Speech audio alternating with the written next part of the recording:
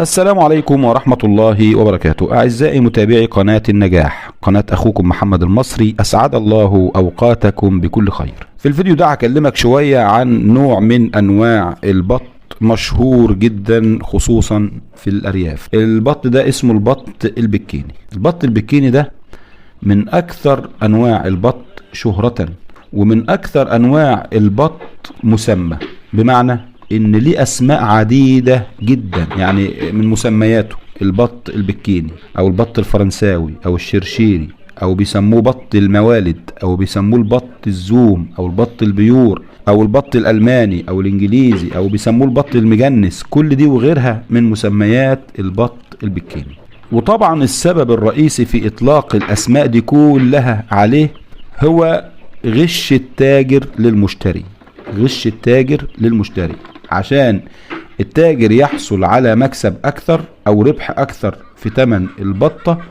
ما بيقولكش ان دي بطه بكيني، بيقولك دي فرنساوي، دي شرشيري، ده بط انجليزي، ده بط مجنس. المهم يجيب لك اي اسم غير الاسم البكيني عشان يعرف يشتغلك في ثمن البطه وسعر البطه. وده لان ثمن البط البكيني رخيص جدا. يعتبر ارخص انواع البط من حيث الثمن هو البط البكيني، سواء في سعر الكتكوت بتاعه او في سعر حتى كيلو اللحم بتاعه عند البيع. فالتاجر عشان كده بيغير اسمه وهو بيبيعه عشان يرفع ثمن البطايه. وبعض التجار بيبيع البط الملون من البط البكيني على اساس انه مولر او بغالي عشان برضو يربح منه اكتر. البط البكيني يا جماعة له لونين معروف بيهم، الابيض الصافي وده الاكثر انتشارا واكثر شهرة في البط البكيني. اللون الثاني هو اللون الابيض الملبط باسود، وده اللي بيسموه الشهرمان او بيسموه البط المجنس. البط البكيني طبعا بيفضل تربيته في المنازل عن المزارع لانه بيعتبر كمشروع اقتصادي غير مجزي، مش زي البط المسكوفي او البط المولر. البط المسكوفي او المولر عند البيع بيبقى سعر اللحم بتاعه عالي فبينفع يتعمل مشروع، لكن البط البكيني بيعتبر الافضل في تربيته ربات المنازل، لان طبعا ست البيت بترميله مخلفات طعام البيوت او بتخرط له شويه برسيم او بتطلقه على الترع والمصارف ياكل طول النهار واخر النهار تحط له وجبه العشاء وخلاص. فبينفع معاها كمشروع في البيت بتوفر لحم لاولادها، لكن ما ينفعش البط البكيني كمشروع اقتصادي تصرف عليه في المزارع. دورة تربية البط البكيني من 55 ل 60 يوم، وبعد ال60 يوم تتوكل على الله وتذبح على طول. لكن نصيحتي أنا اصبر عليه شوية لما يحرق الدهون الموجودة جواه ويشيل لحم. وخد بالك اللي يقولك ان البطة البكيني بتوصل ل4 كيلو و4 كيلو ونص ده بيشتغلك، لان بعض الناس يقولك التاجر وبيبيع لك يقول لك البطايه ديت بتوصل ل 4 كيلو ونص وال5 كيلو في 40 يوم او 45 يوم. كل دي اشتغالات.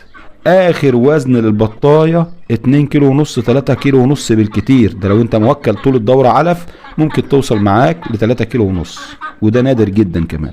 فاوعى تصدق اي حد يفكر يشتغلك او يغش. البطه بتاكل في دوره تسمينها من العلف حوالي 8 كيلو علف تدريجيا ما بين بادي ونامي وناهي، بالاضافه الى مخلفات طعام البيت. البط البكيني طبعا له مميزات وله عيوب. من مميزاته رخص ثمن كتكوته، لان كتكوت البط البكيني يعتبر ارخص سعر بط بالنسبه لانواع البط التانية. كمان من مميزاته ان مناعته قويه جدا بالنسبه لجميع انواع الطيور اللي بتربى في البيت. مناعه البط البكيني عاليه جدا. كمان من مميزاته سرعة التحويل، بيحول بسرعة. ومن مميزاته انه بيتحمل درجات الحرارة والبرودة. كمان بيتحمل الظروف البيئية المختلفة والمتقلبة. ومن مميزات البط البكيني ويمكن دي بتعتبر اهم ميزة فيه انه شايل اللوز. يعني ايه؟ يعني بياكل اي حاجة بتقدمها له ربة المنزل، مش بيتعوج ولا بيختار نوع معين، مش زي المسكوفي او المولر محتاج علف عشان يشيل وزنه بتاع. لا، اي حاجه بترميها له بياكلها. اما عيوبه كنوع من انواع البط البكيني كمشروع رخص 8 كيلو اللحم فيه عند البيع بيخليه ما ينفعش يتعمل كمشروع اقتصادي تتربح منه. انت بس تربيه للبيت، لكن عشان تربيه كمشروع لا، هتيجي تبيع هتلاقي سعر اللحم بتاعه مش مجزي، مش لامم تكاليف التربية بتاعته. لو هتربيه كمشروع فهو كمشروع غير مجزي، وده عيب طبعا كبير جدا فيه كنوع من انواع البط. تاني حاجة من عيوبه، لحمه فيه كمية دهون عالية.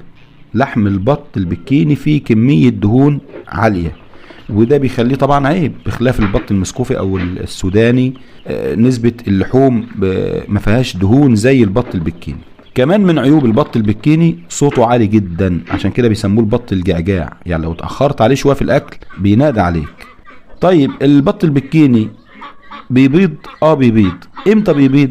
زيه زي اي نوع من الطيور، بيبيض على عمر 180 الى 200 يوم حسب نظام التغذية المتبع معاه في التربية.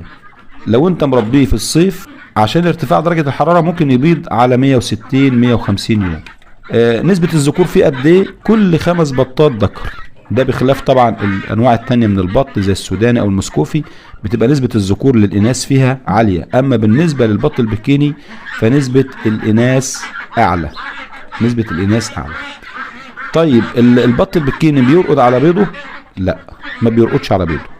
بيض البط البكيني بيحتاج الى تفريخ آلي، او لو عندك بطة سوداني او بطة مسكوفي راقدة على بيض ممكن تحط معاها بيض البط البكيني، بيفقس بعد 28 يوم. دي كانت بعض المعلومات اللي اردنا ان احنا نفيد فيها متابعي القناة. اتمنى ان احنا نكون قدرنا نفيدكم بمعلومة في الفيديو. لو الفيديو عجبكم واستفدتوا منه ما تنسوش تعملوا لايك وشير وسبسكرايب، ساعدوا الفيديو على الانتشار. جزاكم الله خيرا، والسلام عليكم ورحمة الله وبركاته. يا جماعة اشتركوا في القناة عشان عدد المشتركين يزيد، ولا انتوا مش عاوزين تساعدونا ولا ايه؟